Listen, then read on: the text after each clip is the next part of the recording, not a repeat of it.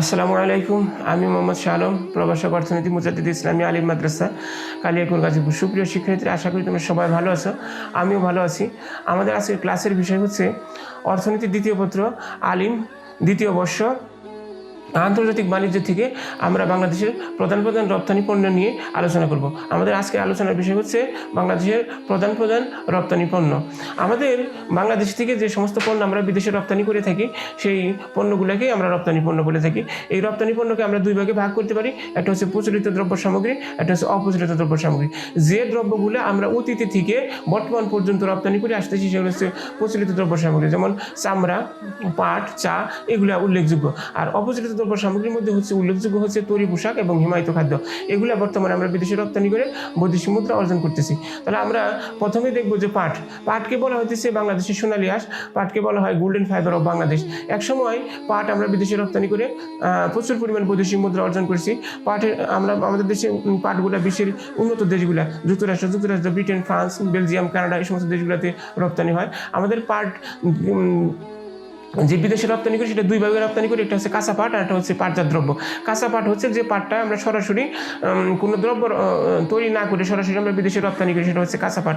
এই কাঁচা পাটগুলো রপ্তানি করে আমরা প্রচুর পরিমাণে বৈদেশিক মুদ্রা অর্জন করে থাকি। আর একটা হচ্ছে পাটজাত দ্রব্য। পাটজাত দ্রব্য বলতে আমরা পাট থেকে আমরা থলে, ব্যাগ, এই সমস্ত কিছু আমরা মাদুর, কার্পেট এগুলো উৎপাদন করি এবং সেই উৎপাদন করে এগুলো আমরা বহির্বিশ্বে রপ্তানি করছি। সেই থেকে আমরা প্রচুর পরিমাণ বৈদেশিক মুদ্রা অর্জন করে থাকি। এরপর হচ্ছে চামড়া। আমাদের দেশে যে চামড়া, সেই চামড়ার গুণগত মান অনেক ভালো। আমরা চামড়াও বিদেশে রপ্তানি করে থাকি এবং চামড়া দুই ভাগে রপ্তানি করে থাকি। এটা হচ্ছে কাঁচা চামড়া, এটা হচ্ছে চামড়াজাত দ্রব্য।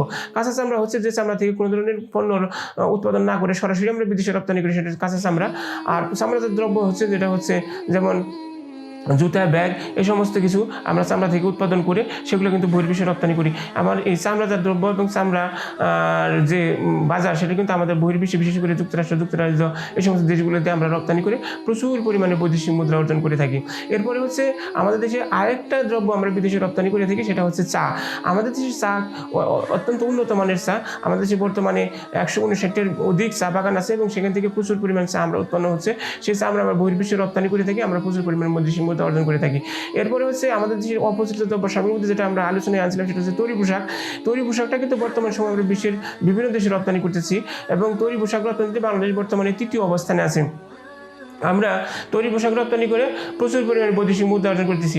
তৈরি পোশাকের একটা লাভটা হচ্ছে যে আমাদের দেশে অধিকাংশ তৈরি পোশাকে যারা কাজ করতেছে তারা অধিকাংশই হচ্ছে মহিলা এবং প্রায় 90% মহিলা এই তৈরি পোশাকের সাথে জড়িত। আমাদের যে তৈরি পোশাকের মান, গুণগত মান অন্যান্য দেশের তুলনায় ভালো, বিধায় আমরা বহির্বিশ্বে রপ্তানি করে প্রচুর পরিমাণ বৈদেশিক মুদ্রা অর্জন করতেছি এবং এটা কিন্তু আমাদের বৈদেশিক মুদ্রা আনয়নের ক্ষেত্রে একটা উল্লেখযোগ্য রপ্তানি দ্রব্য। এরপরে হচ্ছে হিমায়িত খাদ্য।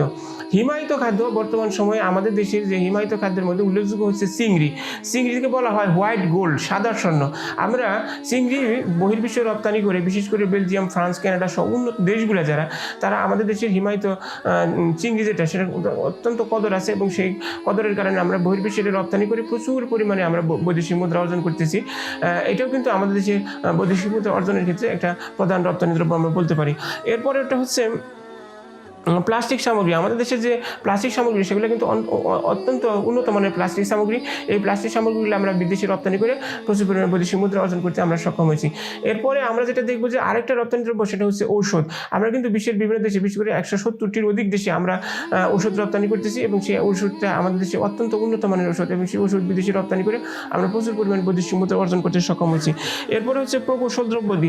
আমাদের দেশে বর্তমানে বিভিন্ন ধরনের প্রকৌশল দ্রব্য উৎপাদন হচ্ছে এবং সেই প্রকৌশল দ্রব্যগুলো আমরা দেশে রপ্তানি করে প্রচুর পরিমাণে বৈদেশিক মুদ্রা অর্জন করতে সক্ষম হয়েছি। এইগুলা ছাড়া আমাদের দেশে থেকে দেয়া, সেলাই, পার্টেক্স, রেশম, বই, পুস্তক ইত্যাদি আমরা বহির্বিশ্বে রপ্তানি করতেছি এবং সেগুলো থেকে আমরা প্রচুর পরিমাণে বৈদেশিক মুদ্রা অর্জন করতে সক্ষম হতেছি এবং যেটা আমাদের দেশের অর্থনৈতিক উন্নয়নের ক্ষেত্রে গুরুত্বপূর্ণ ভূমিকা পালন করতেছে। আর তাহলে আমরা যে বিষয়টা নিয়ে আলোচনা করতেছিলাম, সেটা হচ্ছে বাংলাদেশের প্রধান রপ্তানি দ্রব্য। আশা করি তোমরা সবাই বুঝতে পারছো। সবাইকে ধন্যবাদ। আসসালামু আলাইকুম।